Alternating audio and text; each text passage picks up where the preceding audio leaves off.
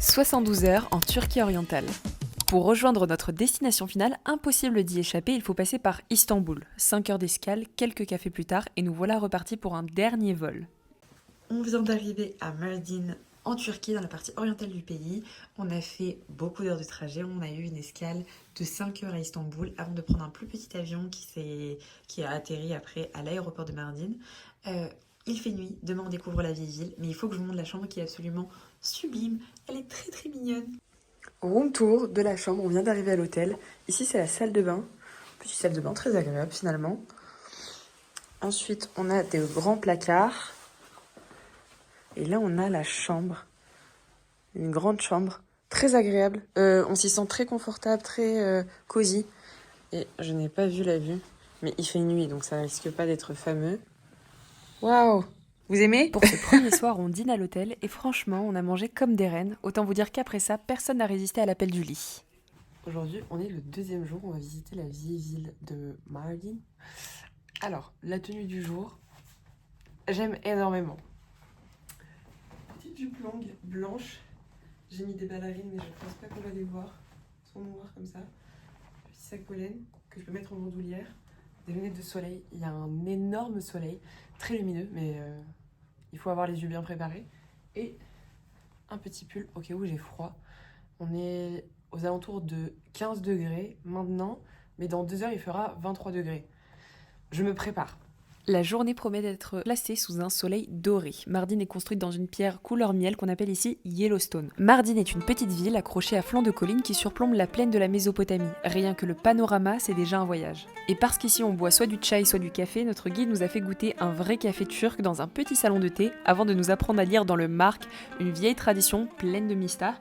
On m'a dit que j'allais avoir une grande discussion avec des personnes, 3 personnes plus exactement, mais que j'allais avoir une très bonne fortune. Côté culture, on a été servi, puisque la Turquie est un pays majoritairement musulman, mais son histoire ottomane lui a laissé un héritage incroyable. Donc énormément de mosquées, des églises orthodoxes, des monastères, encore habités d'ailleurs. Et dans l'un d'eux, j'ai entendu un prêtre et un enfant chanter, c'était suspendu, presque hors du temps. Et évidemment, après tant d'émotions, il fallait bien manger, donc on a déjeuné dans un restaurant mythique de Mardin avec une vue à couper le souffle. Le chef vient nous présenter ses plats un par un, tout est fin, parfumé et terriblement bon. Moi qui suis végétarienne, je m'attendais à très mal manger en Turquie, c'est faux, j'ai extrêmement bien mangé, tout a été très bien préparé, énormément de riz, énormément de feuilles de vigne, mais j'ai l'habitude donc ça ne me dérange absolument pas, mais tout était délicieux.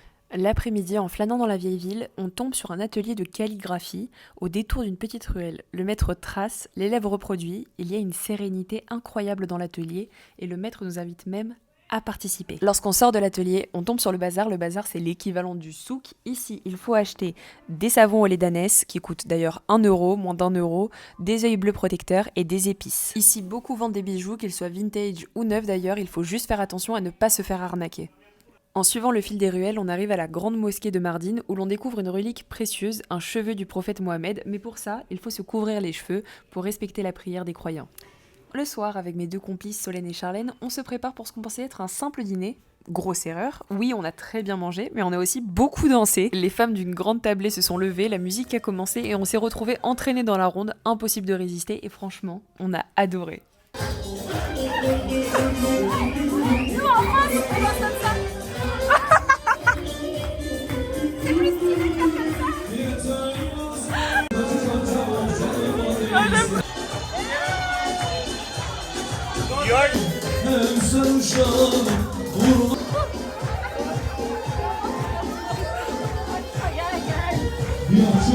Fin de la 2e journée, exténuée mais le sourire jusqu'aux oreilles.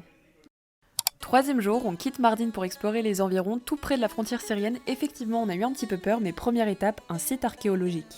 Aujourd'hui, c'est une journée assez remplie. On fait des monastères, on fait des ruines, des nouvelles découvertes archéologiques. Et là, on est parmi les ruines d'un village. Et avant, il y avait de l'eau ici. Et c'est assez époustouflant parce que vraiment c'est sec. C'est littéralement sec.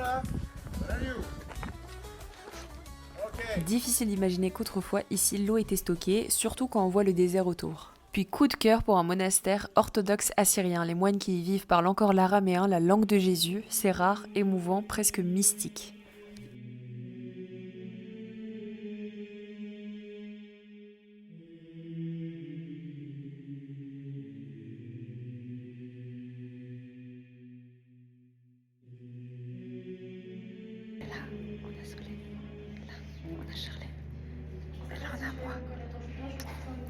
Pause déjeuner improbable, une pizzeria perdue dans la campagne, le chef est turc, formé en Italie, revenu chez lui pour ouvrir son restaurant. Résultat, c'est complet tous les jours et c'est mérité d'ailleurs parce que c'est extrêmement bon. J'ai pris une bonne vieille pizza végétarienne, elle était excellente. On finit la journée entre filles à Midyat, une petite ville plus tranquille que Mardin, autour d'un chai et d'un coucher de soleil parfait.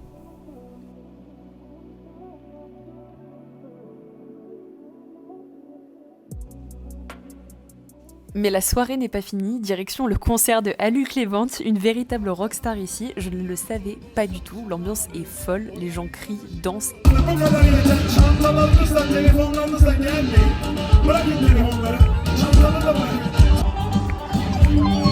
Pour clore ce séjour, en beauté, un sirak tchéché, je sais pas comment on prononce une tradition turque où l'on prépare des chick koftés, c'est des boulettes épicées en chantant et en dansant.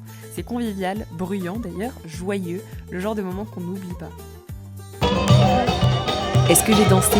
Oui. Est-ce que j'ai bien dansé? Ça c'est une autre question à laquelle je ne peux pas répondre. Mais vous voyez ma tête juste ici.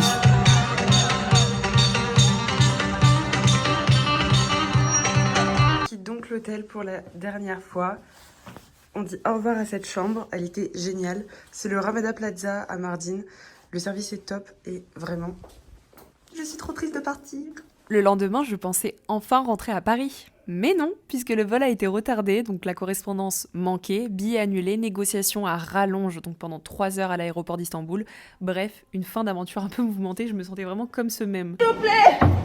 S'il vous plaît! Mais madame, ça sert à rien, on peut plus vous prendre là. Merci!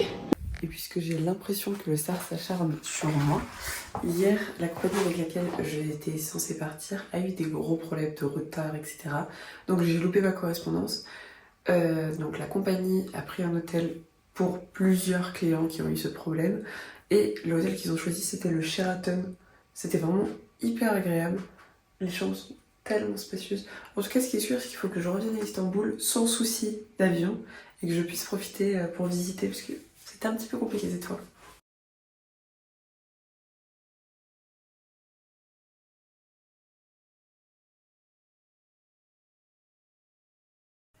Mais après 72 heures en Turquie orientale, je repars avec 1000 images en tête, des sourires, des danses, des chants et cette hospitalité turque simple et sincère. Et c'est ça au fond que je ramène avec moi.